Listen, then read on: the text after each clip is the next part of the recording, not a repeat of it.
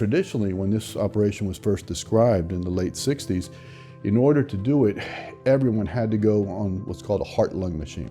And a heart-lung machine, what it does is it isolates your heart so that you're able to stop the heart and keep the rest of your body alive.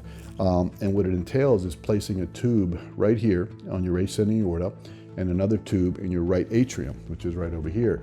So all the blood that comes back to your body, to your heart, comes to your right atrium. And so the tube from there takes the blood out, circulates it through a special machine, the heart-lung machine. So it circulates it, it takes the place of your heart, and then it oxygenates it, thus taking the place of your lungs. And then the other tube comes back in your aorta. And that way that oxygenated blood can now go to the rest of your body.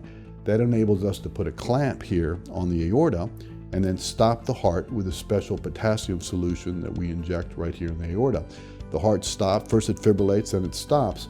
But even though the heart is stopped, the rest of the body is still getting healthy oxygenated blood, so your brain continues to function and the rest of your organs are protected.